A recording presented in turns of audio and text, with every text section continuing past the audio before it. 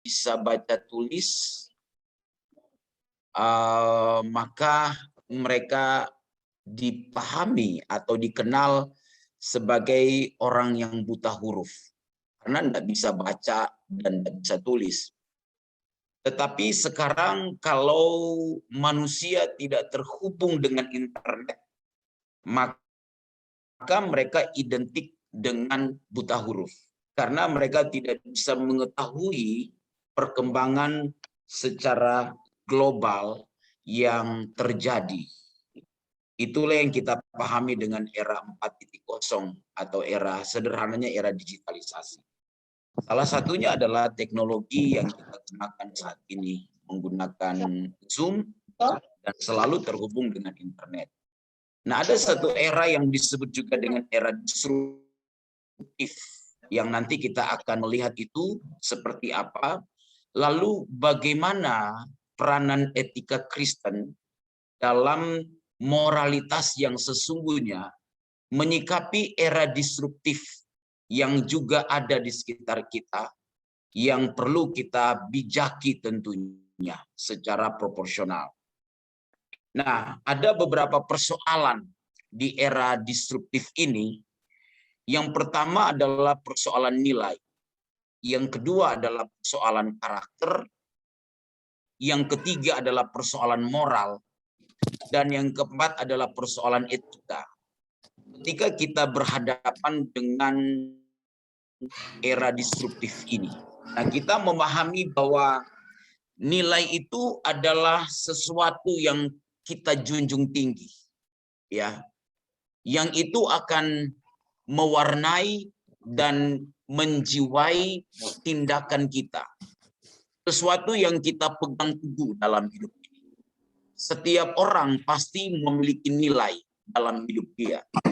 Misalnya ada orang yang baginya waktu itu adalah nilai yang sangat penting, sehingga baginya selalu berorientasi kepada waktu, atau kita kenal dengan istilah time oriented.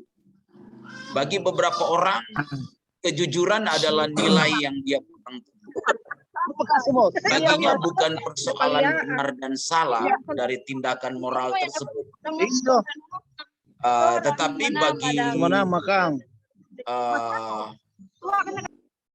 bagi orang tersebut yang penting jujur. Nah, karena dia melihat kejujuran adalah nilai yang sangat penting. Nah, kita memahami ada namanya nilai yang ideal dan ada nilai yang fungsional. Disinilah persoalan kita. Bagaimana kita bisa memposisikan diri kita sebagai garam dan terang di tengah dunia yang bengkok dalam konteks telah terdisruptif, yang itu membutuhkan sebuah position kita sebagai anak-anak Tuhan. Tentunya memang ada nilai ideal, nilai yang dijunjung tinggi, apapun konsekuensinya. Baginya yang penting ikut aturan, ya, apapun konsekuensinya, ya. Tapi ada juga nilai yang fungsional, nilai yang dipahami bahwa ternyata kita tidak hidup di sorga. Kita masih hidup di bumi yang perlu untuk melihat bagaimana nilai-nilai yang kita pegang itu dapat berfungsi, sehingga nilai fungsional ini dipahami sebagai nilai-nilai yang dikompromikan berdasarkan keadaan. Di sinilah letak masalah kita dalam kita mengambil keputusan-keputusan etis dalam wilayah etika Kristen yang kita pahami untuk menunjukkan tindakan-tindakan moral kita yang dapat dilihat oleh dunia ini. Ini persoalan kita. Lalu persoalan yang kedua adalah persoalan karakter. Karakter kita pahami sebagai tabiat atau sifat-sifat kejiwaan atau akhlak atau budi pekerti yang membedakan seseorang dengan yang lain atau watak. Nah, itu berdasarkan definisi dari Kamus Besar Bahasa Indonesia. Karakter juga itu adalah menyangkut pola pikir atau sikap atau tindakan yang melekat pada diri seseorang yang itu begitu kuat, yang kadangkala sulit dihilangkan. Makanya Bapak Ibu suka menemukan orang yang bilang begini, ya gimana ya, so DP karakter itu. Nah itu bahasanya begitu kan. So DP sifat itu. Biasanya karakter ini akan terlihat ada kondisi-kondisi tertentu dari aslinya seseorang itu. Itu yang kemudian dikritisi oleh Tuhan Yesus juga.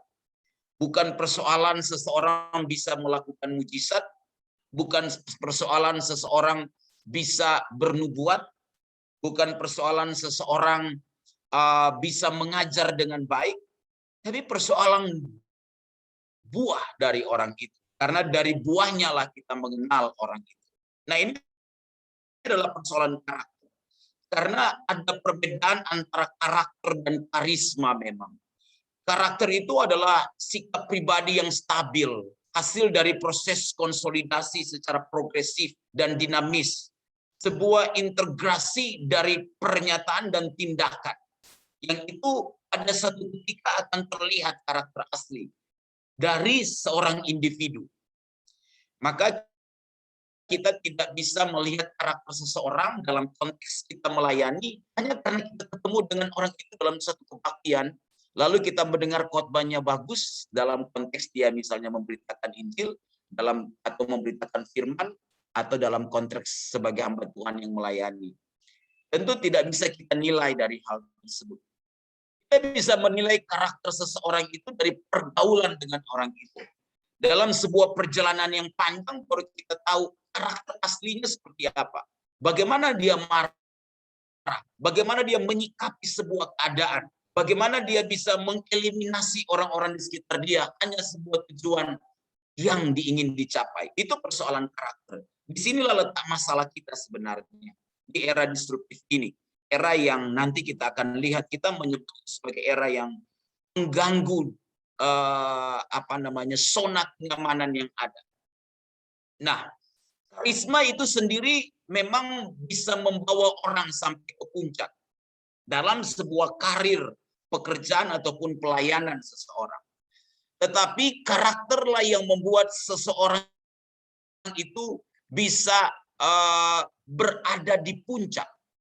Ya, karakterlah yang bisa membuat seseorang itu berada di yang bisa membuat seseorang itu bertahan, begitu maksudnya. Bertahan berada di puncak. Karisma membuat orang sampai ke puncak, karakter yang membuat orang bertahan berada di puncak. Karisma membuat seseorang itu dikenal oleh manusia, banyak orang, tapi karakter yang membuat seseorang itu dikenal oleh Tuhan. Karisma membuat manusia terpesona, tapi karakter yang membuat Allah itu terpesona dengan kita. Letak persoalan kita adalah di persoalan karakter ini, di era yang ada pada saat ini. Makanya salah satu kebijakan pemerintah adalah bagaimana kemudian terjadi revolusi karakter dalam konteks di dunia pendidikan. Memang tidak mudah ketika kita berbicara dalam sebuah penyelenggaraan pendidikan. Ada wilayah yang kita sebut dengan honesty akademik. Memang itu satu perjuangan yang terus harus diperjuangkan oleh para pemerhati dalam bidang pendidikan, termasuk kita semua tentunya. Nah, karakter itu dipahami juga adalah sebuah sistem keyakinan dan kebiasaan yang mengarahkan tindakan seorang individu. Karakter itu sebenarnya tentang menyangkut siapa diri kita yang sebenarnya. Itulah karakter kita. Siapa diri kita yang sebenarnya. Makanya seperti saya katakan tadi, orang akan bilang, memang dia udah kayak gitu. Udah karakternya. Gitu ya. Istilah-istilah itu mungkin sering kita dengarkan. Karena karakter itu menjadi bagian yang terdalam dalam diri manusia. Yang itu akan memengaruhi tingkah laku. Baik sebagai individu maupun sebagai makhluk sosial. Kita bisa sangat terkejut ketika ada seseorang yang berada dalam sebuah rapat dalam dimensi rohani, lalu dia bisa bentak stafnya tanpa mempersoalkan umur yang lebih tua misalnya darinya, atau bisa mengeluarkan kata-kata yang sarkisme, kata-kata yang cenderung kasar misalnya. Karena itu persoalan karakter sebenarnya. Kita juga bisa menemukan ada orang bisa berdebat tanpa memperhatikan aspek etika di dalamnya dengan leadernya misalnya. Sehingga persoalan submission di sini menjadi persoalan yang terbelakang pada akhir. Di sini persoalan karakter sebenarnya yang kita temukan. Lalu juga adalah persoalan moral. Ya, moral itu berasal dari kata Latin mos, jamaknya mores, yang berarti adat kebiasaan. Kamus Besar Bahasa Indonesia mendefinisikan moral itu sebagai ajaran tentang baik atau buruk dari perbuatan dan kelakuan. Ya, jadi ajaran tentang baik atau buruk dari sebuah perbuatan atau kelakuan, atau itu persoalan akhlak. Nah, bagaimana dengan etika? Nah, kita akan berada di wilayah ini dalam kuliah umum ini. Etika itu berasal dari dua kata Yunani, ya, yang hampir sama bunyinya, yaitu ethos dan eidos. Itu bentuk tunggal. Yang awalnya itu diartikan sebagai tempat tinggal yang biasa, atau juga itu menyangkut kebiasaan, itu juga menyangkut sikap, itu dipahami sebagai etika. Nah, Kamus Besar Bahasa Indonesia itu mendefinisikan etika itu sebagai ilmu pengetahuan tentang asas-asas akhlak atau moral. Moral itu dipahami dari tindakan atau perbuatan seseorang, maka etika itu dipahami sebagai ilmu dari tindakan atau perbuatan seseorang itu, yaitu ilmu yang mempertimbangkan atau mengkaji apakah tindakan moral seseorang itu dianggap benar atau salah, baik atau buruk, tepat atau tidak tepat. Kita memahami itu dengan wilayah etika. Nah, etika adalah ilmu menyangkut nilai-nilai atau norma-norma moral. Nah, memang nilai-nilai dan norma moral yang menjadi pegangan bagi seseorang atau satu kelompok itu selalu ada, ya. Karena itu yang nanti akan mengatur tingkah laku dari orang tersebut. Nah, etika menilai tentang norma-norma moral yang mengatur tingkah laku seseorang ini. Jadi etika itu adalah pertimbangan moral tersebut. Misalnya ada etika suku-suku Indian, ada etika agama Buddha, dan ada etika-etika yang lain. Etika juga dipahami sebagai sebuah kumpulan asas atau nilai moral. Nah, ini berarti lebih kepada yang dimaknai atau disebut dengan kode etik. Ya. Etika juga dipahami sebagai ilmu tentang baik dan buruk. Jadi etika itu adalah ilmunya. Moral adalah perbuatan. Moral tidak perlu dipikirkan, karena moral adalah perbuatan seseorang. Karakter itu adalah sifat dasaria seseorang dalam batinia, itu yang nampak dalam tindakan, yang ketika muncul itu menjadi sebuah tindakan moral dari seseorang. Nah, kalau etika, dia akan menilai berbagai tindakan moral tersebut, ini udah pas atau tidak. Ya, dia akan menilai persoalan-persoalan etis. Dia akan menilai asas-asas yang ada, norma-norma yang ada. Nilai-nilai yang kelihatannya dianggap baik atau buruk tersebut, ya, apakah sudah benar atau sudah tepat. Ini adalah wilayah etika. Karena itu etika adalah ilmu. Ilmu tentang moral. Sederhananya begitu. Kita sering mendengar ada orang bilang begini, orang itu tidak punya moral. Ya,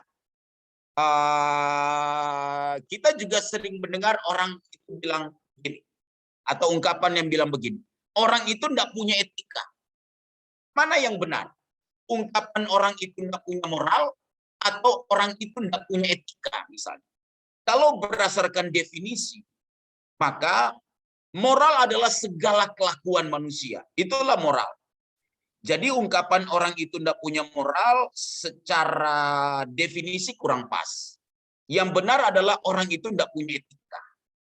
Artinya dia tidak mampu menilai apakah perbuatan dia itu sudah benar atau tidak. Apakah tindakan moral itu udah tepat atau tidak tepat. Kita menemukan misalnya, enggak ya, ada seorang anak yang bisa pukul mamanya yang telah melahirkan dia. Memang anak itu tidak punya moral. Tidak. Sebenarnya itulah moral anak itu, itu maksudnya. Itulah kelakuan. Karena moral itu segala kelakuan. Etika, pertimbangan kelakuan itu. Sudah benar atau salah. Sudah baik atau buruk. Sudah tepat atau tidak tepat. Nah, karena etika itu adalah sebuah ilmu. Mempelajari tentang tindakan moral. Di era destruktif ini, kita akan melihat bagaimana peranan etika sebenarnya dalam menyikapi berbagai persoalan-persoalan etis yang ada. Bagaimana kita harus mengambil keputusan etis di dalam pilihan-pilihan etis yang tidak mudah. Itu semua harus dipelajari, itu semua harus dipertimbangkan. Itu adalah wilayah etika. Nah, apa itu disruptif? Disruptif itu saya menyebut era kekinian, era yang ada pada saat ini. Memang berawal dari sebuah istilah yang muncul dalam dunia bisnis, tapi kemudian akhirnya menyentuh juga dalam berbagai aspek yang lain di dalam area-area kehidupan manusia. Nah, istilah disruption ini dicetuskan oleh Clayton Christensen pada sekitar tahun 1997. Dalam bukunya yang berjudul The Innovator's Dilemma, yang sebenarnya berawal dari sebuah artikel yang dia munculkan. Nah, di dalamnya Christensen ini memperkenalkan sebuah gagasan yang disebut dengan disruptive innovation di dalam sebuah dunia bisnis. Awalnya demikian. Ia menggunakan ungkapan ini sebagai cara untuk memikirkan perusahaan yang sukses yang tidak hanya memenuhi kebutuhan pelanggan saat ini, namun juga mengantisipasi kebutuhan mereka di masa yang akan datang. Awalnya demikian. Nah, teorinya menjelaskan tentang bagaimana perusahaan kecil dengan sumber daya yang minim itu mampu memasuki sebuah pasar dan menggantikan sebuah sistem yang sudah mapan. Inilah awal mula dari istilah disruptif yang kalau di Indonesia kan itu diartikan sebagai mengganggu. Sesuatu yang mengganggu. Nah, inovasi disruptif atau disruptive innovation itu adalah inovasi yang membantu menciptakan pasar baru. Dia akan mengganggu atau merusak pasar yang sudah ada. Dan pada akhirnya bisa menggantikan teknologi yang terdahulu tersebut. Kita menemukan ada banyak inovasi-inovasi yang bermunculan. Tapi kita juga bisa melihat itu tidak hanya terjadi dalam area-area umum, ya, tetapi juga terjadi dalam area-area yang kita sebut dengan dunia pelayanan, begitu ya, dunia pelayanan. Nah, inovasi disruptif ini mengembangkan suatu produk atau layanan dengan cara yang terduga oleh pasar. Umumnya dia menciptakan jenis konsumen yang berbeda dari pasar yang baru, kemudian dia menurunkan harga pada pasar yang lama. Dunia yang kita tinggal ini kan memang adalah dunia yang kompetitif. Saya berpikir kompetitifnya ini dalam konteks dunia ini tidak hanya berada dalam wilayah yang kita sebut dengan wilayah, kalau saya menggunakan istilah sekuler, mungkin itu dimaknai sebagai istilah untuk dipahami sebagai dunia yang umum, tapi tidak sedang mendikotomikan antara wilayah rohani dan wilayah sekuler. Karena saya memahami antara yang rohani dan sekuler sebenarnya tidak ada. Dunia sekuler harus dirohanikan. Karena itu ketika orang memahami pelayanan itu adalah ketika berada di gereja, kalau saya memiliki pemahaman yang berbeda. Pelayanan adalah apapun yang kita lakukan untuk Tuhan, ketika kita melakukan semuanya untuk Tuhan, itu adalah pelayanan kita. Sehingga kita tidak terbatas dalam sebuah ruangan yang kita sebut dengan gereja, baru kita menyebut itu pelayanan. Karena kita bisa menemukan ada orang bisa menjadi rohani ketika dia berada di gereja, tapi menjadi rohana ketika dia berada di luar gereja. Itu persoalan. Karena ada sebuah dikotomi pemahaman antara yang rohani dan yang sekuler. Sebenarnya semua yang rohani, sebenarnya begini, semua harus menjadi rohani. Sebenarnya begitu. Apakah seseorang itu berada di government, di pemerintahan, maka dia harus menjadi garam dan terang dunia di situ. Dia harus merohanikan tempat di mana Tuhan tempatkan dia. Karena bagi dia harusnya itu menjadi pelayanan dia, bukan sekedar di gereja. Jadi kalau menggunakan istilah sekuler, kita memahami itulah dunia kerja, itu maksud saya. Nah, jadi kompetitif dunia ini tidak hanya berada dalam wilayah tersebut, tapi kompetitif itu berada dalam wilayah pelayanan juga. Maka termasuk dalam wilayah, kalau kita dalam konteks perguruan tinggi teologi keagamaan Kristen, maka berada dalam wilayah ini. Kita bisa menemukan akhirnya, ya, akan sangat kompetitif. Tapi bagaimana kita menyikapi kompetitor-kompetitor yang ada, itu adalah wilayah etika. Itu maksud saya. Yang kita harus tentu dengan bijak memposisikan kita di dalam kondisi-kondisi tertentu tersebut. Namun tetap ada inovasi-inovasi yang dilakukan. Ya, kalau konteks dalam dunia bisnis awalnya ini, yaitu bicara tentang inovasi-inovasi baru yang bisa merebut pasar yang sudah ada. Kita bisa melihat juga di dalam dunia pelayanan, bagaimana inovasi-inovasi itu dilakukan. Ya, bagaimana inovasi dilakukan. Jadi, gereja yang sudah mapan tidak boleh dalam kemapanannya tidak melakukan inovasi-inovasi yang ada. Karena persoalan yang ada di dunia ini adalah dunia yang terus berjalan. Atau kalau saya menggunakan istilah, berkembang dengan berbagai kemajuan-kemajuan yang ada dan kebutuhan-kebutuhan yang harus dipenuhi seiring dengan perkembangan tersebut. Akan berbeda antara satu masa-masa yang lalu dan kemudian pada saat ini. Apa yang dibutuhkan oleh jemaat. Saya pikir itu perlu dipikirkan oleh gereja tentunya dalam pelayanan yang dikerjakan. Sehingga ada inovasi-inovasi yang dilakukan. Nah, era destruktif itu diartikan sebagai masa di mana bermunculan banyak sekali inovasi seperti yang saya katakan tadi. Yang bisa jadi itu tidak terlihat. Juga tidak disadari oleh organisasi yang telah mapan. Sehingga bisa mengganggu jalannya aktivitas tatanan sistem lama. Atau bahkan menghancurkan sistem lama tersebut. Dalam dunia pelayanan kita suka mendengar istilah domba ya. Lalu orang bilang dombanya telah diambil oleh gembala yang lain. Nah, kita mungkin mendengar istilah itu. Sering juga terdengar. Awalnya dia beribadah di gereja A, tapi kemudian dia pindah di gereja B. Pertanyaannya, yang mananya yang salah? Begitu. Yang mananya yang salah? Mestinya memang ini menjadi sebuah introspeksi bagi sebuah gereja yang mapan. Jangan-jangan sistem pelayanan yang telah dikerjakan sudah terlanjur kuno dalam penyajian dalam penyajian sebuah ibadah-ibadah yang ada. Jangan-jangan misalnya kalau kita coba menyentuh wilayah milenial, jangan-jangan kalangan milenial saat ini perlu disentuh dengan sebuah sistem pelayanan yang inovatif yang lebih menjawab kebutuhan mereka, sehingga mereka mungkin ketemu dalam grouping yang ada dan mereka bisa pindah. Sehingga gereja itu perlu menyiapkan satu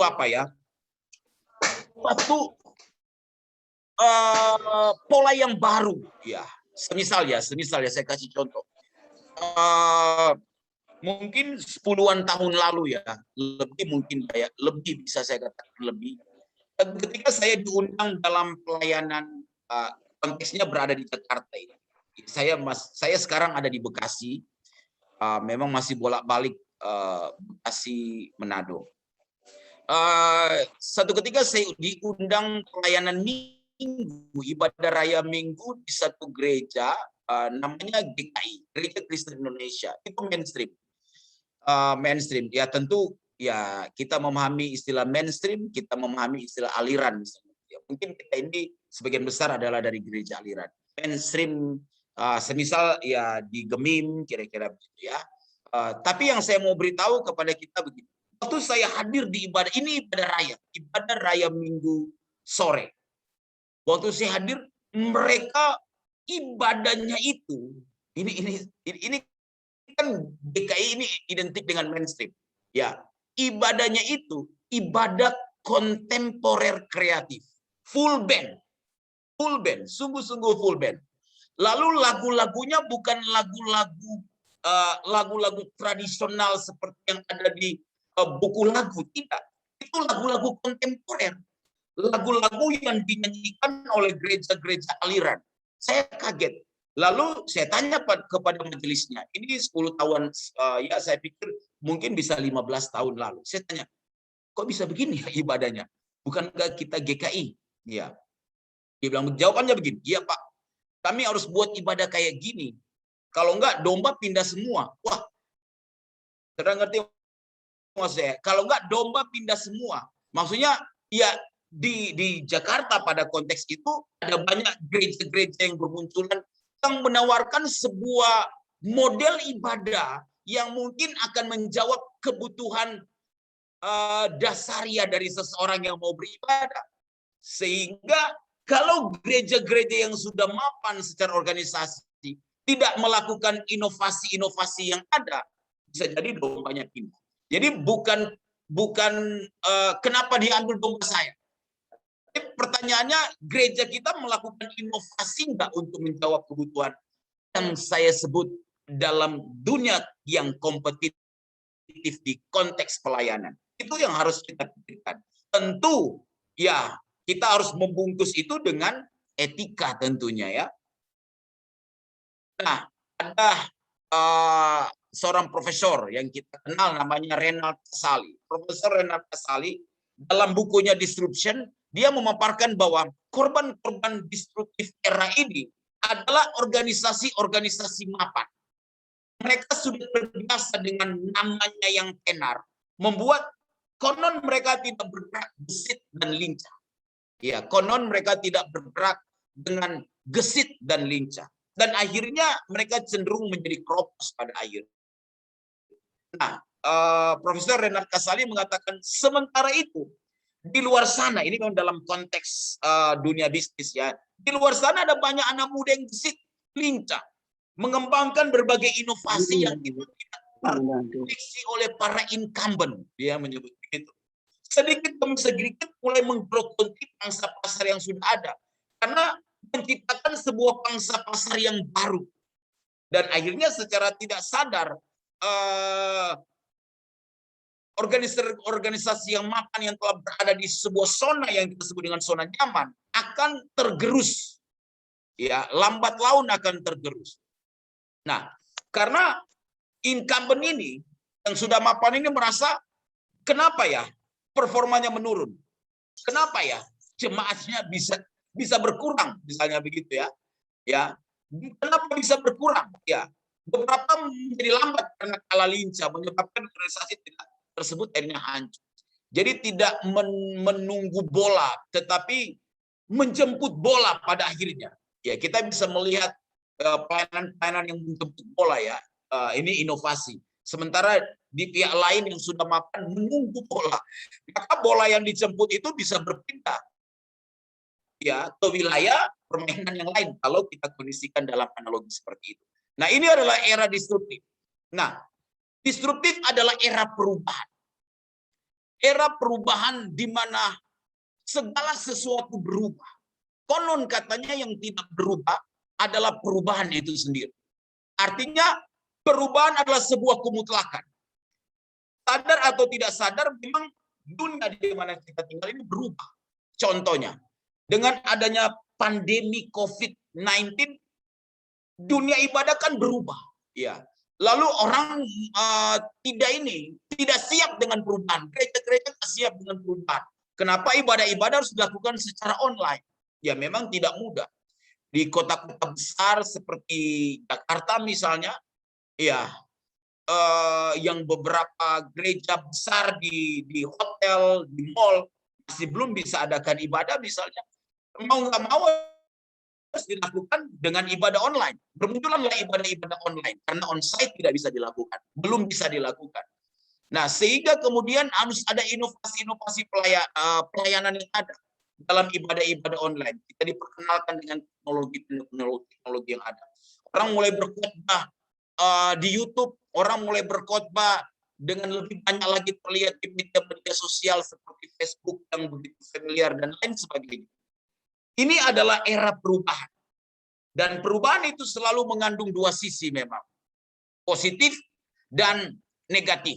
Nah, memang sekalipun istilah disruptif ini pertama kali dipergunakan dalam dunia bisnis, namun kenyataannya itu memang melanda dalam berbagai segi kehidupan. Nah, respon kita pada era disruptif ini itu akan berjalan beriringan dengan hasil akhirnya. Akhirnya kita akan melihat akan berjalan beriringan dengan hasil akhirnya. Nah, karena itu di tengah inovasi-inovasi yang ada, berbagai perubahan-perubahan yang ada, sekarang bagaimana kita bisa membingkai itu semua? Karena tidak semua perubahan itu baik. Ada sisi negatif juga dari perubahan itu. Tidak semua inovasi-inovasi yang dilakukan itu dapat dipertanggungjawabkan secara moral, secara etis bukan hanya di hadapan Tuhan, tetapi juga di hadapan sesama dan organisasi kadang-kala. Sehingga bagaimana kita membingkai semua itu dengan pemahaman kita secara profesional, proporsional untuk menilai apakah inovasi-inovasi yang kita lakukan tersebut, perubahan-perubahan yang kita lakukan untuk kemajuan-kemajuan tersebut itu sudah sesuai enggak? Ya, itu benar, itu salah, itu baik, itu buruk, itu tepat atau tidak tepat. Inilah persoalan etika. Nah, tantangan di era disruptif ini yang seperti saya sudah singgung tadi, bukan hanya di dunia bisnis, dunia pendidikan atau persoalan moralitas, tapi juga adalah persoalan iman, adalah persoalan pelayanan. Itu tantangan yang kita hadapi. Kita mungkin tidak, kalau bisnis ya itu jelas sekali lah ya. Pendidikan saya pikir juga demikian. Ya, persoalan-persoalan moralitas ya yang merupakan kajian yang harus kita kaji dalam tindakan-tindakan moral kita. Nah, dalam konteks kita itu adalah persoalan-persoalan iman, persoalan-persoalan pelayanan. Nah, ini menjadi tantangan yang harus kita hadapi di era disruptif ini. Nah, karena itu kita harus memperkuat pemahaman kita tentang wilayah etika tersebut.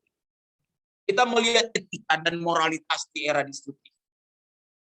Nah, memang dalam kehidupan keseharian, manusia itu adalah makhluk yang bertanya. Bertanya artinya begini, manusia itu tidak mau menerima secara pasif begitu saja. Ya, dia tidak bisa menerima secara pasif apakah itu mengenai keadaan dirinya maupun lingkungan yang ada di sekitar dia. Dia bukan orang yang menerima. Manusia selalu ingin tahu segala sesuatu. Ya, karena dia bertanya. Karena itulah dia bertanya. Nah, bila yang diketahui itu tidak sesuai dengan keinginannya, maka biasanya manusia akan berusaha keras untuk mengubahnya. Ya, untuk mengubahnya. Kalau kemudian dia tidak berhasil mengubahnya, biasanya manusia akan mengubah dirinya sendiri. Sehingga dia harus menyesuaikan dengan apa yang sudah harus dijalani. Misalnya, kalau dalam sebuah peraturan dalam organisasi pelayanan atau di tempat di mana kita bekerja itu udah tidak bisa dirubah, walaupun dia mempertanyakannya karena itu sudah final, maka manusia harus mengubah dirinya sendiri untuk dia bisa menyesuaikan dengan kondisi-kondisi tersebut. Nah, kalau dia tidak bisa mengubah istrinya, dia harus mengubah dirinya untuk menyesuaikan dengan sifat istrinya. Kalau dia istri tidak bisa mengubah suaminya dalam pengertian ya, memberi nasihat dan lain sebagainya, ya maka seorang istri harus mengubah dirinya sendiri untuk menyesuaikan dengan suami. Kira-kira begitu kondisinya. Kan sebagai manusia di tengah-tengah lingkungan di mana dia berada. Nah, sebagai makhluk yang bertanya, pertanyaan yang sering muncul itu adalah pertanyaan what is, apa ini? Kalau manusia bertanya dengan pertanyaan what is, apa ini, maka itu dibutuhkan sebuah nama. Itu adalah wilayah filsafat. Apa ini?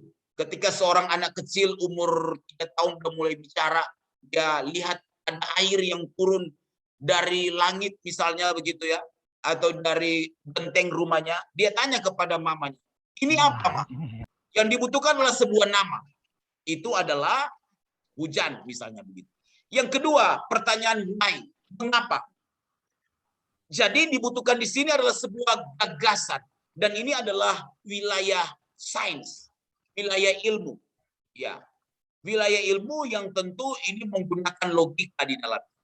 Mengapa ada air yang jatuh dari langit? Kira-kira begitu. Berarti harus dijelaskan bagaimana proses terjadinya hujan tersebut. Namun di wilayah ini yang tidak hanya wilayah natural yang bisa dijelaskan, pertanyaan why, mengapa, juga masuk dalam wilayah supernatural. Itu adalah wilayah iman, atau yang lain menggunakan istilah supernatural. Tidak semua pertanyaan mengapa dapat dijawab secara sains. Ada wilayah-wilayah yang harus dijawab secara iman. Ya, mengapa? Mengapa ya? Orang kok hidupnya benar ya, sungguh-sungguh melayani Tuhan. Kok cepat pulang ke rumah Bapa di sorga? Itu tetangga di sebelah yang hidupnya kacau, berantakan, ya, suka buat jahat dengan orang. Kok lama hidup? Nggak mati-mati ya, padahal takutannya nggak benar. Tidak semua pertanyaan mengapa. Kenapa orang yang memberi diri untuk Tuhan, kok dia mengalami proses yang berat? Itu wilayah-wilayah yang dijawab dalam wilayah iman. Lalu ada yang ketiga, yaitu pertanyaan what out. Bagaimana seharusnya? Nah, disinilah wilayah kita. Ini adalah wilayah etika. Bagaimana kita menyikapi keadaan-keadaan yang ada di sekitar kita. Ini adalah wilayah etika. Nah, dua pertanyaan pertama itu bersifat statis. Itu ingin mengetahui kenyataan. Pertanyaan yang ketiga itu bersifat dinamis. Biasanya ingin mengubah kenyataan. Pertanyaan what is, why itu statis, ingin mengetahui kenyataan. Tapi pertanyaan bagaimana seharusnya itu pertanyaan dinamis, ingin mengubah kenyataan. Nah, etika ini adalah ilmu yang dinamis, ilmu yang sangat dinamis. Dulu nggak ada internet, Kalau saya sebut dulu dalam pengertian kita berada di revolusi industri 4.0 yang saya sebut di awal tadi, semua terkoneksi dengan internet. Kita menyebut ini sederhana era digitalisasi. 20 tahun yang lalu mungkin tidak ada dan belum jadi kebutuhan. Ya, sehingga wilayah etika bagaimana mengkaji internet itu dalam berbagai dampaknya itu mungkin tidak terlalu. Sekarang apa yang kita tidak temukan di internet? Pendeta lagi khotbah Lukas 5 ayat 1 sampai 11 tentang pencala ikan menjadi pencala manusia. Maka jemaat yang punya handphone Android dia bisa search itu. Lalu dia bisa cek. Lalu kalau pendeta khotbahnya dia hanya mengutip dari tulisan-tulisan internet, poin-poin yang ada, maka jemaat yang selancar di dunia internet dia bisa tahu. Aduh, gembala kiri cuma ambil dari khotbah di sini, misalnya begitu ya. Poin-poinnya sama persis ini. Nggak ada yang berbeda. Apalagi kalau dia pakai PowerPoint kelihatan hebat. Tapi jemaat kemudian sudah bisa searching. Kayaknya punya orang nih. Cuma ditampilin ulang. Kira-kira begitu ya. Tapi bisa ngerti ya yang saya maksudkan. Jadi memang disinilah persoalan kita. Ini adalah wilayah etika. Bagaimana kita bersikap? Nah, dua pertanyaan pertama itu bersifat deskriptif, ingin menjelaskan kenyataan. Pertanyaan yang ketiga itu bersifat preskriptif, ingin menilai kenyataan. Kenyataannya ada, tapi bagaimana menilai kenyataan? Nah, di wilayah etika ini ada yang namanya kesadaran etis. Kesadaran etis ini adalah kesadaran di dalam diri manusia tentang apa yang benar dan apa yang salah, apa yang baik dan apa yang jahat, apa yang tepat dan apa yang tidak tepat. Ini adalah kesadaran etis. Setiap kita memiliki kesadaran etis tentunya. Kesadaran menyangkut tentang norma-norma yang ada pada diri kita manusia. Yang berdasarkan norma-norma itu mengendalikan tingkah laku manusia. Bagaimana norma-norma itu membentuk kita. Nilai-nilai itu membentuk kita. Nah, kesadaran akan norma-norma itu yang mengendalikan tingkah laku kita. Kenapa kita tidak mau mencuri? Karena kita diajarin mencuri itu dosa. Iya. Ada juga yang diajarin mencuri itu dosa, tapi dia melanggar. Itu bisa bicara tentang dia tidak sadar tentang norma-norma itu. Nah, norma-norma memang bisa berbeda di antara setiap orang atau kelompok. Karena setiap orang punya persepsi yang berbeda tentang sebuah tindakan moral. Nah, ini akan berhubungan memang dengan lingkungan, kebiasaan, budaya, di mana seseorang berada. Akan berhubungan dengan hal tersebut. Misalnya ya, bagi yang satu, kelompok yang satu misalnya ya, konon katanya, banyak istri itu adalah lambang status dan kehormatan. Ya, karena bagi mereka itu baik dan benar. Ya. Apalagi kalau menikahi seorang janda misalnya begitu, dalam tujuan menafkahi janda itu, maka tersedia kolom-kolom yang bisa sampai 4 misalnya begitu ya. Karena itu tindakan moral yang baik untuk apa sih? Sebuah tindakan yang dianggap baik, benar karena ingin menolong orang. Tetapi bagi kelompok yang lain, perbuatan itu adalah melanggar karena disebut persinahan. Ya, karena ini salah dan jahat. Dan biasa kelompok yang kedua ini disebut dengan kelompok Kristen ya, kira-kira begitu. Nah, bagi yang satu, memenggal kepala lawan itu tindakan keberanian dan kepahlawanan misalnya di satu suku tertentu. Tetapi bagi yang lain itu kekejian dan tidak berperi kemanusiaan. Nah, etika ini dia mempelajari norma-norma yang mengatur tingkah laku manusia ini. Mana yang benar, mana yang salah, mana yang baik, mana yang tepat, mana yang tidak tepat. Kita akan mempelajari itu semua. Nah, ada seorang psikolog, ya, namanya Lawrence Kohlberg. Dia mengungkapkan bahwa kesadaran etis, dia menggunakan istilah namanya teori perkembangan moral. Ya. Itu mengalami pertumbuhan katanya dalam 6 jenjang yang dia bagi dalam 3 tahapan. Tahapan pertama dia sebut dengan moralitas prakonvensional. Moralitas prakonvensional ini masih kekanak-kanakan. Tahapan yang kedua dia sebut dengan moralitas konvensional. Ini adalah moralitas yang kategorinya disebut orang tua. Dan tahapan yang ketiga adalah moralitas purna konvensional. Ya, ini sudah dewasa tentang kesadaran etis seseorang itu sudah bertumbuh pada tingkat kedewasaan. Nah, setiap jenjang itu, setiap tahapan itu ada 2 jenjang. Berarti ada 6 jenjang dalam kesadaran etis yang dipahami dalam teori Lawrence Kohlberg ini. Nah, kita akan melihat ini. Yang pertama disebut dengan moralitas prakonvensional. Jenjang pertama ini adalah kesadaran etis yang berorientasi pada hukuman. Jadi, kesadaran etis yang berorientasi pada hukuman ini adalah kesadaran etis bukan tentang benar dan salah, bukan tentang baik dan jahat, tetapi lebih kepada takut mendapat hukuman. Misalnya ya, anak kecil itu mencuri kue, ya, dia tidak mau mencuri kue lagi. Kenapa? Ibunya bilang begini, kalau kamu curi kue lagi, ini kalau orang-orang tua dulu yang marah sama anaknya. Kalau yang lebih ringan dia bilang begini, kamu panggil polisi. Wah, dia takut karena dia takut sama polisi. Kalau kamu curi kue lagi, ada mama yang lebih radikal lagi pasnya. Mama potong tangan kamu. Nah, jadi bukan karena mencuri itu dia tahu salah, tapi karena takut dihukum, makanya dia nggak mencuri.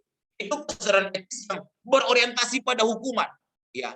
Atau misalnya orang berlalu lintas, lalu misalnya seseorang bawa kendaraan bermotor roda 2 misalnya, dia nggak pakai helm, ya, lalu dia jalan aja di jalan raya, ya kira-kira begitu. Tiba-tiba ada polisi, helm kan dia taruh di bawah, ini dia pakai helm. Dia memakai helm bukan karena dia tahu itu benar atau salah, tapi karena ada polisi yang lagi tilang. Makanya dia pakai helm. Jadi orientasinya takut pada hukuman. Atau orang melayani Tuhan, beribadah kepada Tuhan. Kita suka dengar ya, orang atau para hamba Tuhan bilang begini, kalau ibu tidak melayani Tuhan, ibu akan kena kutuk. Jadi bukan karena melayani Tuhan dalam konsep yang benar dia jalani, tapi karena takut kena kutuknya. Jadi ini kesadaran etis yang orientasinya pada hukuman. Kalau tidak ibadah saudara-saudara, maka berkat Tuhan akan dicabut dari hidup saudara. Jadi bukan ibadahnya yang dipahami sebagai tindakan memuliakan Tuhan, tapi dia takut kehilangan pekerjaan. Ini kesadaran etis yang berorientasi kepada hukuman. Jadi jemaat yang diajar begini biasanya ini jemaat yang takut dihukum oleh Tuhan dalam tanda kutip, kira-kira begitu ya. Secara tidak sadar gereja juga menerapkan hal seperti ini. Nah, kesadaran etis yang berorientasi pada hukuman ini sebenarnya nggak hanya dimiliki oleh anak kecil, tapi juga oleh orang dewasa. Kalau misalnya saya kasih contoh seperti tadi. Yang kedua adalah jenjang kedua adalah kesadaran etis yang sudah lebih rasional, tapi dia udah mulai berhitung. Ya, lebih rasional dia begitu. Kalau dia melakukan sesuatu, ya pertanyaannya adalah kira-kira keuntungannya kalau dia melakukan sesuatu. Jadi tindakan moral pada jenjang yang kedua ini adalah alat untuk mencapai tujuan. Saya melakukan sesuatu untuk mendapat sesuatu. Ini prinsip biasanya dianut pada jenjang yang kedua. Ya, kira-kira begitu. Jadi tindakan-tindakan baik yang dilakukan karena supaya mendapat sesuatu. Ya, itu yang terjadi. Rasa keadilan sudah tercipta memang pada jenjang ini, tapi berdasarkan hitung-hitungan. Misalnya, korupsi itu salah, tapi tetap dilakukan. Kenapa? Karena dia berhitung. Keuntungannya lebih besar dari hukuman. Kalau ketahuan, masuk penjara 5 tahun. Ya, masuk penjara 5 tahun. Tapi keuntungan yang tersembunyi ada 5 miliar misalnya. Ketahuan, denda 5 miliar. Ya, dia korupsi 10 miliar. Bayar denda 5 miliar, bayar rehabilitasi nama 1 miliar, masih ada sisa 4 miliar. Dihukum 5 tahun misalnya begitu ya. Ya, dia bayar pengacara misalnya sekian, ya 1 miliar, masih ada sisa 3 miliar. 3 miliar ini dalam 5 tahun dihukum kalau dia kerja normal, ya itu masih lebih untung lah. Nah, orang berhitungnya begitu. Nah, ini jenjang kedua ini. Seorang anak kecil dia protes. Kenapa? Dapat kuenya kecil. Bagaimana kalau dapat kue lebih besar? Dan dia diam aja. Ya, kira-kira begitu ya. Ini yang terjadi pada jenjang kedua. Orang berjanji untuk setia dan melayani Tuhan. Kalau Tuhan mau tolong dan sembuhkan dia. Tuhan, kalau Engkau tolong saya, pokoknya saya setia sampai akhir. Iya, saya setia sampai akhir. Kalau Tuhan sembuhkan saya dari sakit, saya akan melayani Tuhan. Terus, kalau Tuhan belum tolong, kalau Tuhan belum sembuhkan, masih nggak dia tetap setia? Masih nggak dia tetap mau melayani Tuhan? Nah, ini persoalannya. Nah, seorang istri misalnya melayani suaminya dengan baik. Itu bukan karena dia mengasihi suaminya, tapi karena dia tidak ingin suaminya terpikat dengan wanita yang lain. Jadi tindakan moral dia karena ingin mendapatkan sesuatu. Nah, kesadaran etis pada jenjang yang kedua ini, pertimbangan pokoknya bukan pada apa yang benar dan apa yang baik secara objektif, tetapi ini masih sangat subjektif. Berpangkal dari untung rugi secara pribadi.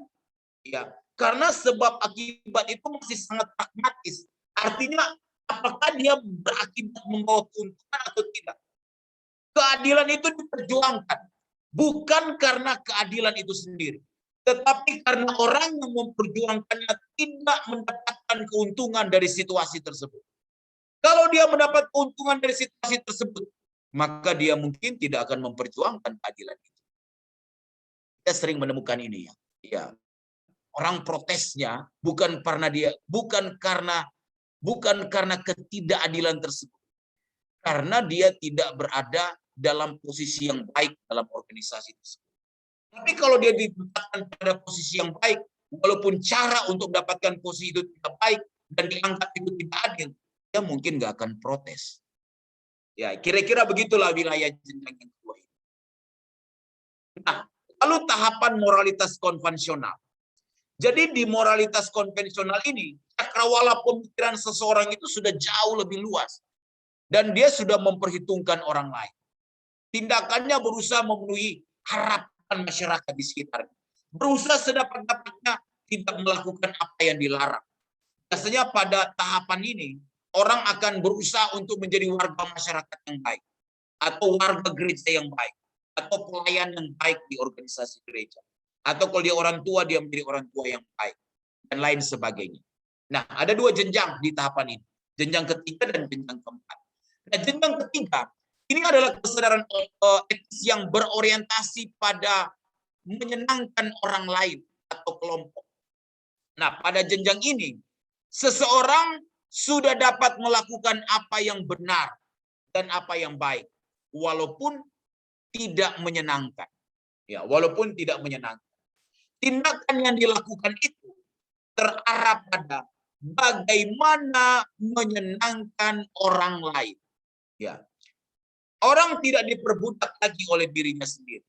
Jadi apa yang benar dan yang baik itu dimaknai sebagai apa yang telah ditetapkan oleh orang lain. Ya, jadi kalau kita berada di satu gereja kita, di gereja itu ada aturan, tugas kita mematuhi aturan itu. Karena memang itu pantas untuk dipatuhi. Inilah jenjang yang ketiga ini. Misalnya, saya mencintai ibu saya, bukan karena masakannya enak, tapi karena dia ibu saya. Maka saya harus mengasihi ibu saya. Saya mematuhi kehendak Tuhan. Ya, pada konteks ini. Ya, karena saya butuh Tuhan. Bukan Tuhan membutuhkan saya. Ya, Tuhan seringkali memang menjadi alat yang harus memenuhi keinginan saya. Saya berlaku jujur dan sopan. Karena memang saya adalah anak yang baik. Karena itu saya harus jujur dan sopan. Ya, itu kewajiban ya pada jenjang yang ketiga ini. Nah, jadi jenjang yang ketiga ini nilai-nilai moral itu yang dipegang itu bersifat parokial, bersifat lokal. Jadi seperti saya katakan tadi, contohnya saudara berada di mana? Misalnya di marketplace, seorang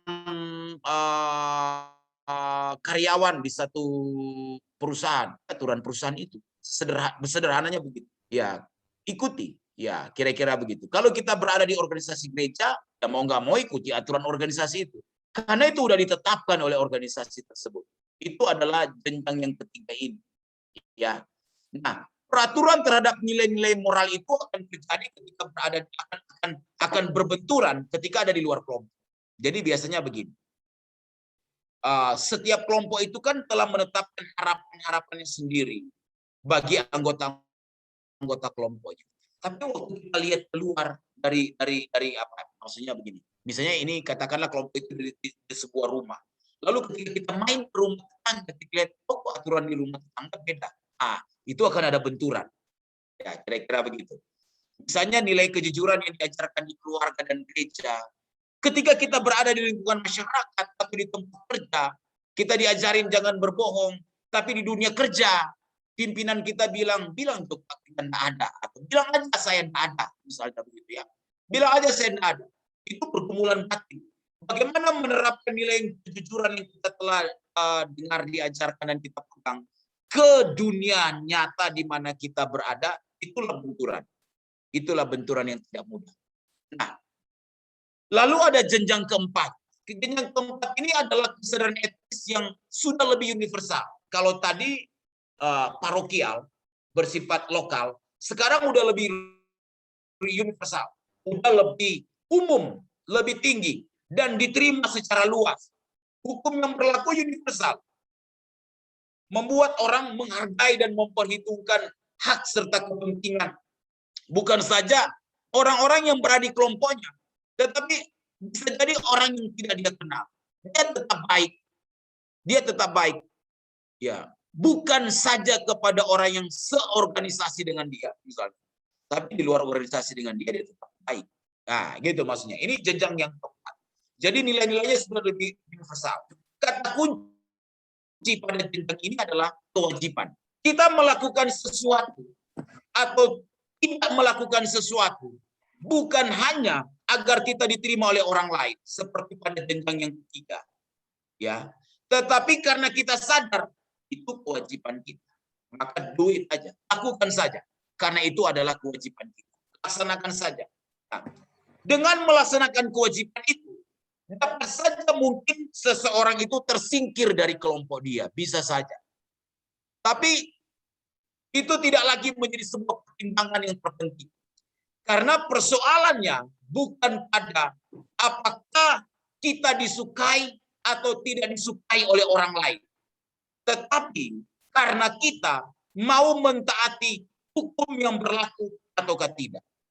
Karena mau melakukan kebenaran, yang oleh melakukan kebenaran bisa saja dia tidak disukai, atau mungkin tersingkir dalam kelompoknya, maka dia tetap akan melakukan karena bagi dia itu adalah kewajiban, ya.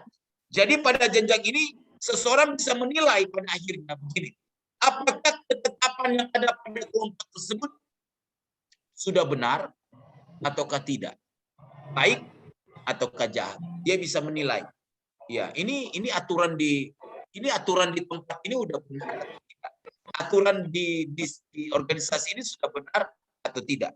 Nah, ini adalah jenjang yang keempat.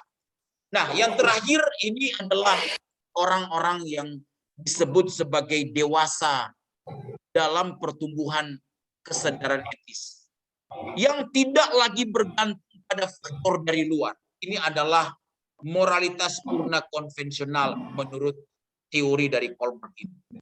Bukan orang lain atau bukan kelompok yang harus mengambil keputusan mengenai apa yang boleh dan apa yang tidak boleh dilakukan, melainkan kita sendirilah yang harus mengambil keputusan itu.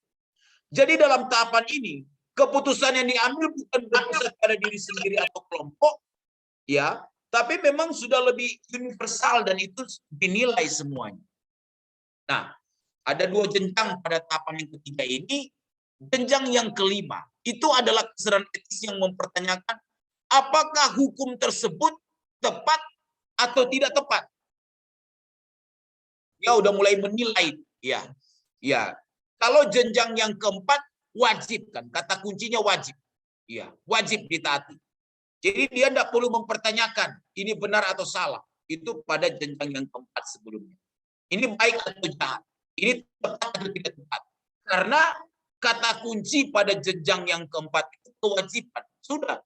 Kalau kamu mau di sini udah dengar-dengaran aja, taat saja. Ini bukan persoalan tepat atau tidak tepat, benar atau salah, baik atau tidak baik. Nah, tetapi ketika kesadaran etis seseorang itu bertumbuh dan masuk pada jenjang yang kelima, maka dia mulai menilai, mempertanyakan, sudahkah peraturan-peraturan itu benar? Sudahkah hukum-hukum yang telah ditetapkan oleh lembaga itu benar? Sudahkah semuanya itu baik? Sudahkah semua itu tepat? Jadi dia menilai di sini. Inilah jenjang yang kesadaran etis dia udah bertumbuh sedemikian rupa. Dia telah memiliki banyak konsep di sininya. Di sini dia sudah memiliki banyak konsep. Dia udah bisa menimbang-nimbang dan menilai apakah sudah benar semua aturan yang ada. Jadi pada jenjang ini orang menyadari begini. Sebenarnya kan hukum-hukum atau peraturan-peraturan yang ada saat ini itu kan dibuat karena kesepakatan yang ada oleh mereka yang menduduki posisi-posisi yang disebut sebagai pemangku kepentingan yang mengurus organisasi itu, misalnya begitu, atau mengurus lembaga itu, atau mengurus pemerintahan tersebut. Lalu melahirkan ketetapan, melahirkan hukum, melahirkan aturan. Nah, sehingga pada jenjang ini dipahami sebenarnya nggak ada aturan yang benar-benar kudus. atau yang benar-benar sempurna yang tidak bisa diubah. Karena itu perlu dipertanyakan, sudahkah semua aturan dalam konteks kekinian ini sudah benar? Ini adalah wilayah etika. Ya, kalau hukum itu tidak lagi memenuhi fungsinya, yang ia harus diubah, harus diperbarui. Kayaknya udah enggak sesuai lagi. Zaman udah berkembang. Iya. Udah enggak bisa lagi. Zaman udah berbeda. Iya. Tidak, kalau dulu mungkin itu dibuat karena kepentingan pendahulunya, maka sekarang perlu dikaji kembali. Nah, ini adalah wilayah pada jenjang yang kelima ini. Fokus pada jenjang yang kelima ini menciptakan yang lebih benar, yang lebih baik, yang lebih tepat. Bagaimana menciptakan sesuatu yang lebih benar, lebih baik, dan lebih tepat. Nah, dua hal yang menjadi penilaian moral pada jenjang ini adalah akal, logika, lalu toleransi. Bagaimana kemudian dibangun sesuai dengan kebutuhan-kebutuhan orang yang ada pada masa ini. Itulah yang menjadi alat untuk menimbang apakah semua hukum peraturan itu sudah benar, sudah baik, dan sudah tepat. Lalu ada jenjang yang terakhir. Itu adalah menurut Kolberg ini adalah puncak dari perkembangan etis, dari kesadaran etis seseorang. Ya, ini adalah kesadaran etis yang berorientasi pada hati nurani. Ya, satu keyakinan tentang apa yang benar dan apa yang baik. Walaupun nanti kita bisa melihat faktor-faktor pengambilan keputusan etis nanti tentang wilayah hati nurani ini. Ya. Nah, pada jenjang ini orang-orang itu tidak takut menentang arus. Biasanya begitu. Mereka punya visi dan misi yang jelas mengenai kehidupan. Jadi jenjang keenam ini itu puncak konon puncak dari kesadaran etis seseorang menurut teori dari Lawrence Kohlberg ini. Tindakan-tindakan moral yang dilakukan pada jenjang ini seringkali tidak tercerna oleh akal sehat, oleh orang-orang biasa. Kita bisa melihat orang-orang bilang gini, berani juga dia ya untuk bertahan ya dalam sesuatu yang dia anggap benar. Dalam konteks ketika kita bicara benar secara biblikal tentunya. Bukan benar dalam pemahaman umum. Tentu benar secara Alkitab. Karena Alkitab itu kanon kita kan, standar tertinggi. Jadi pertimbangan benar itu adalah pertimbangan kepada apa yang Alkitab telah sodorkan. Nah, memang tindakan moral atau moralitas pada jenjang ini itu melampaui rasio. Ya. Bukan irasional, tapi melampaui rasio atau transrasional. Misalnya kalau tokoh-tokoh dunia itu seperti Martin Luther King, ya Mahatma Gandhi, dan kalau kita membicarakan dalam konteks kita ya pasti Yesus Kristus. Dalam kapasitas dia bukan sebagai Allah saja, tapi sebagai manusia yang sejati. Tindakan-tindakan moral yang begitu luar biasa, walaupun dia bukan seorang revolusioner. Nah, Ibrani 11 ayat 24 sampai 27 itu adalah contoh dari Alkitab. Bagaimana Musa berada pada jenjang moralitas ini.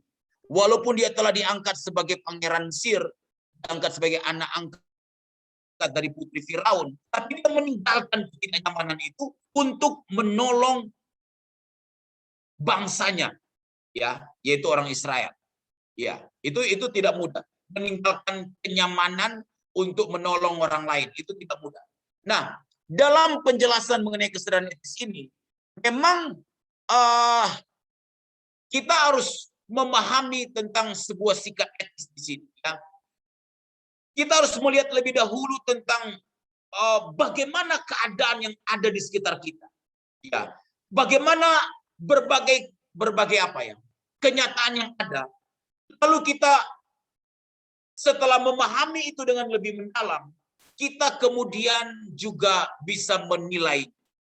Jadi prinsip-prinsip etis yang kita yakini itu, ya tentu pertama-tama berlaku bagi kita sebelum kita terapkan kepada orang lain. Apa saja yang kita kehendaki untuk orang lakukan kepada kita, lakukanlah juga kepada orang lain. Ya. Kira-kira begitu. Nah, memang disinilah persoalan kita ya. Persoalan kita kan pedang itu tajam ke depan, tapi tidak tajam juga ke belakang. Padahal Alkitab berkata firman Tuhan seperti pedang bermata dua juga. Jadi ke depan dan juga ke belakang. Nah, ini adalah hal yang sangat penting. Ya, hal yang sangat penting. Ya. Nah, kalau kita melihat kemudian bagaimana prinsip ini harus kita mengerti. Ya, yang kata Alkitab, apa saja yang kita kehendaki untuk orang perbuat kepada kita, perbuatlah juga kepada mereka. Ini Matius 7 ayat 12 ya. Ini ayat 2, ada satu angka terlewatkan. Matius 7 ayat 12. Perbuatlah juga kepada kita juga perlu memperbuat itu. Maka itu menunjukkan bahwa kita tidak boleh memiliki standar ganda. Standar ganda itu hanya berlaku bagi orang lain, tapi tidak berlaku bagi kita. Nah, ini juga jadi persoalan. Ini juga jadi persoalan. Contohnya begini, kita mengajar jemaat memberi, tapi kita tidak memberi. Nah, ini contohnya, contoh yang praktis. Nah, kita mengajar jemaat untuk mengembalikan milik Tuhan, tapi kita nggak mengembalikan milik Tuhan. Nah, ini persoalannya. Kira-kira begitu ya. Nah, jadi disinilah letak kita, bagaimana kita memiliki sebuah kesadaran etis yang sangat penting.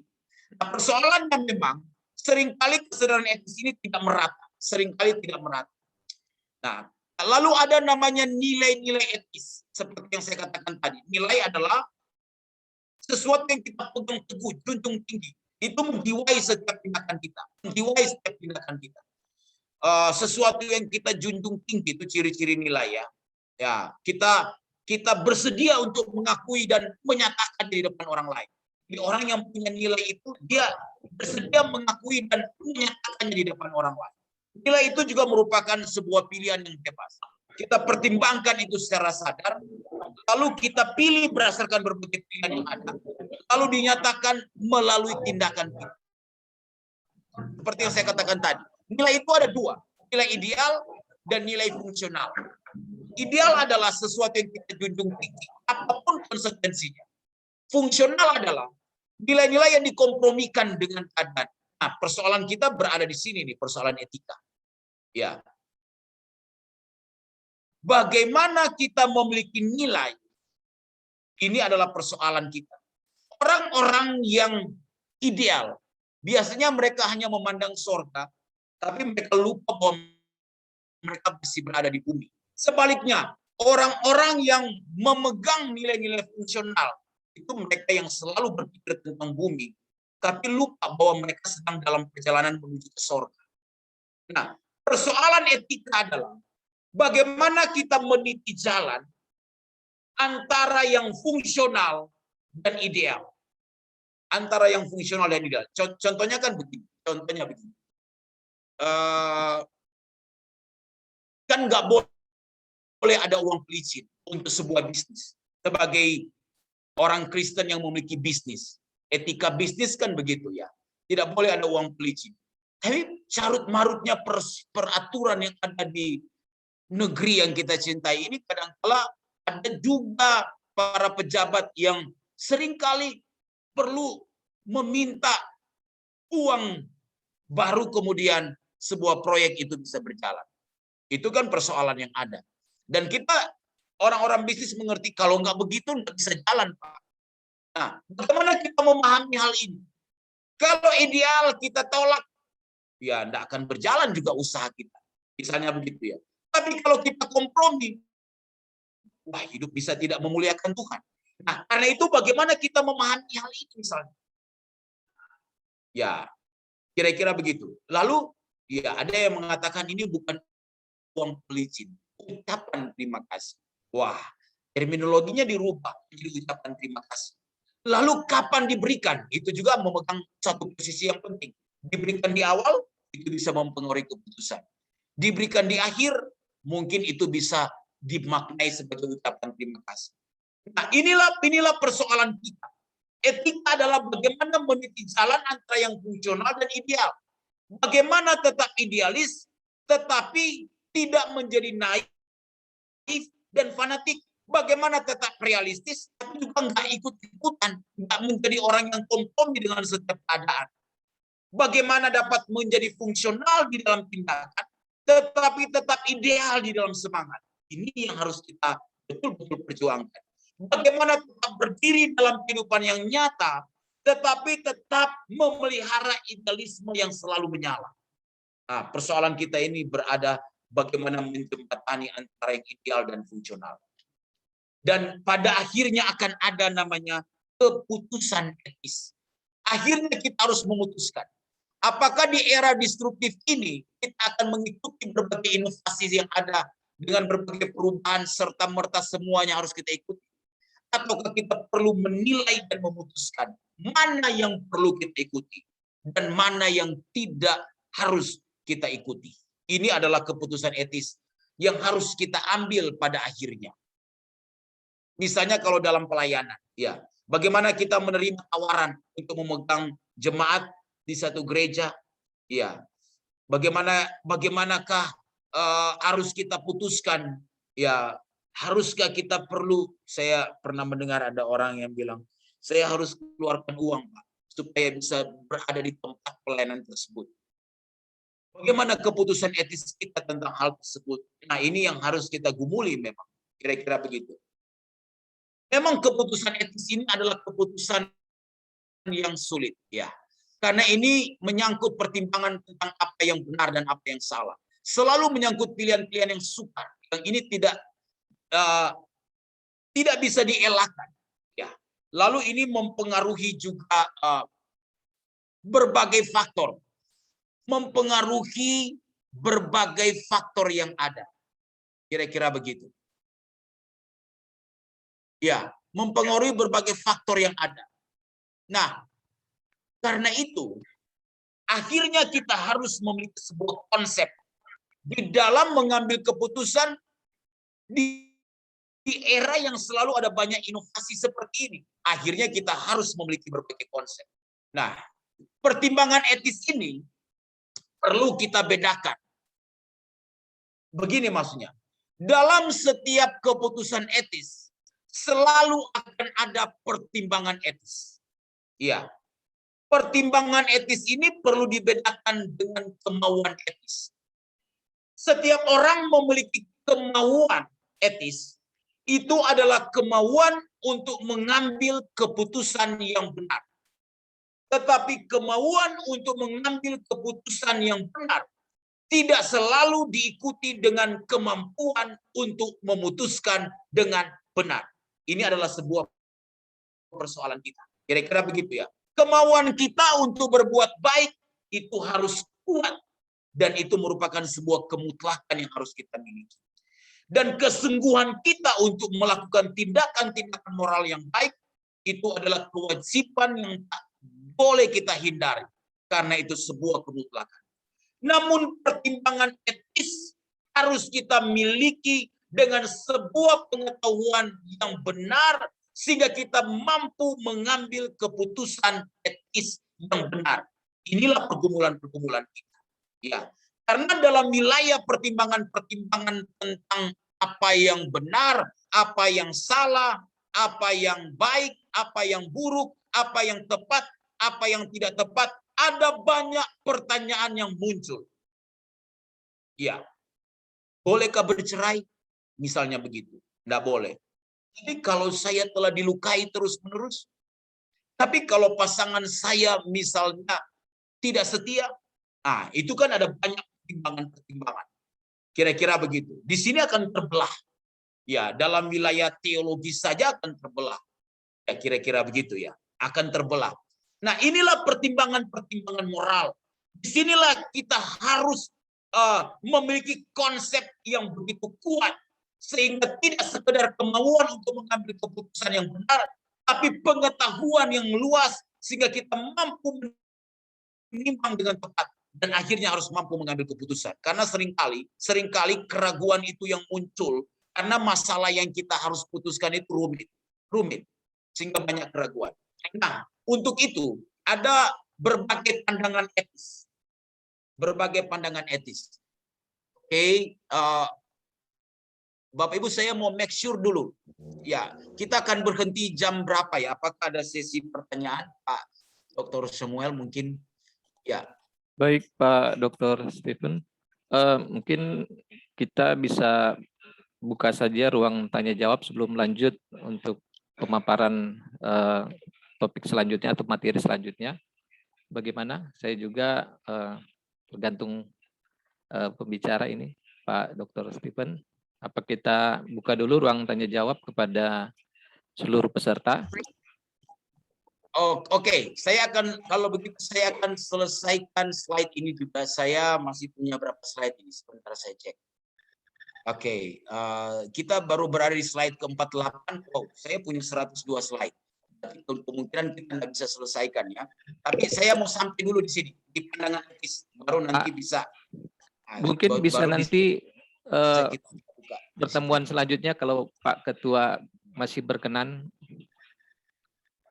Kalau mungkin masih setengah lagi untuk kelanjutan pemaparan materinya. Ya, saya akan bergantung kepada keputusan Pak Dr. Samuel.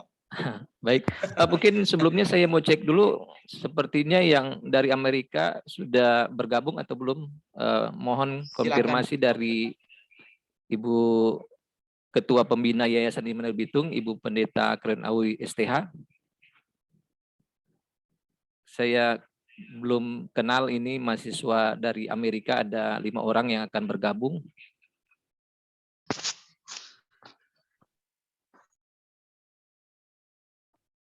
Mohon informasi kalau ada mahasiswa yang dari Amerika yang sudah bergabung, mohon bisa diberitahu.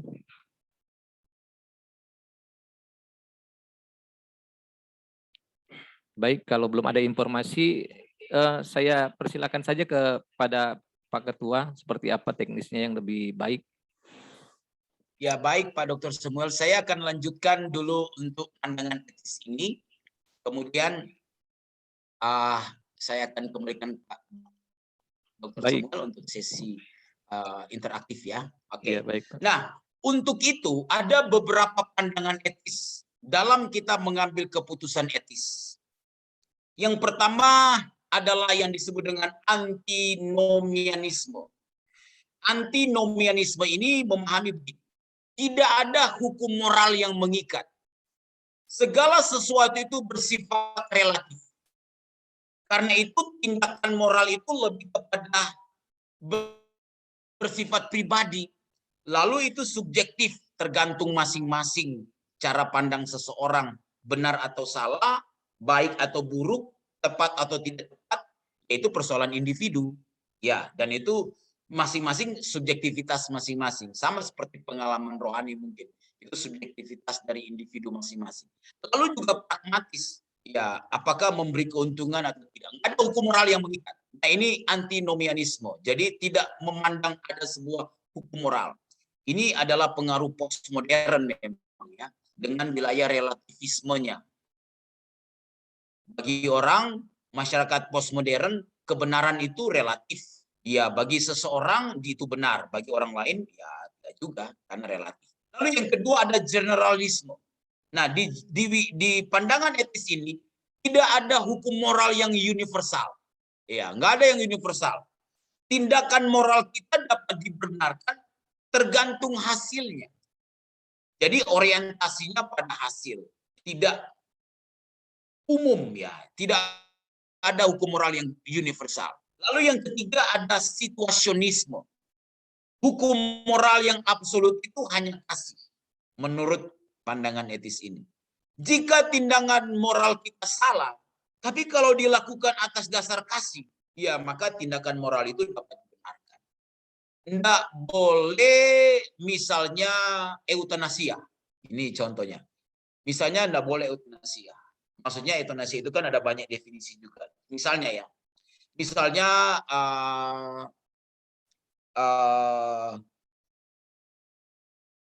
seorang pasien di rumah sakit yang telah memakai berbagai alat dari ruang ICU, termasuk ventilator dan lain sebagainya. Lalu kemudian dia bertahan hidup karena alat itu. Nah, bolehkah kita melepaskan alat itu?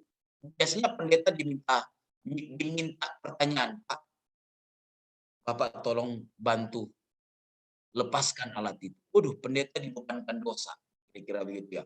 Maksudnya disuruh lepaskan atau tolong ngomong kepada dokter, lepaskan saja alatnya. Ya, ada beberapa latar belakang.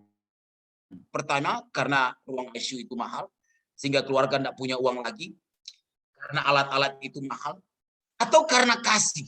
Nah, kira-kira begitu. Jadi kalau dasarnya kasih daripada menderita, ya sudah diangkat saja dan akhirnya mati misalnya begitu ya. Maka tindakan moral itu dapat dibenarkan. Itu kira-kira pandangan etis situasionisme. Lalu ada absolutisme total. Kebenaran itu bersifat absolut sehingga tidak bisa dilanggar. Hasil tidak boleh digunakan dengan alasan untuk melanggar peraturan. Ya, hasil tidak boleh digunakan untuk melanggar peraturan karena dia memahami absolutisme total. Pokoknya kebenaran itu absolut sehingga tidak bisa dilanggar. Persoalan hasil tidak boleh menjadi alasan untuk melanggar peraturan. Berarti dia bertentangan dengan situasionisme tadi. Lalu ada namanya absolutisme konflik. Ini hukum moral ya yang nanti kita akan temukan bahwa tindakan-tindakan moral yang dilakukan itu bisa saja akan saling bertabrakan pada dunia yang nyata. Nah, pada waktu tindakan-tindakan moral itu bertabrakan, Bapak Ibu Saudara, maka tindakan moral yang diambil adalah dengan mempertimbangkan pada tingkat kejahatan yang paling rendah. Jadi mana yang membawa akibat yang paling rendah? Nah, itu yang diambil. Itu absolutisme konflik. Lalu ada absolutisme bertingkat. Ini hukum moral yang absolut yang akan saling bertentangan, bertabrakan juga. Berbeda dengan absolutisme konflik. Nah, absolutisme bertingkat ini begini. Kalau kemudian itu bertabrakan, sekarang mana hukum moral yang lebih tinggi? Itu yang perlu diambil. Kalau tadi absolutisme konflik, mana akibat yang membawa pada keburukan yang paling rendah, tingkat kejahatan yang paling rendah, itu yang diambil. Kalau absolutisme bertingkat, pada waktu benturan hukum moral, sekarang mana hukum moral yang paling tinggi, itu yang diambil. Kira-kira begitu. Baik, ya saya pikir kita berhenti di sini. Saya mengembalikan ke Pak Dr. Samuel jika ada yang perlu disampaikan atau mungkin seperti tadi ada interaktif di persidangan.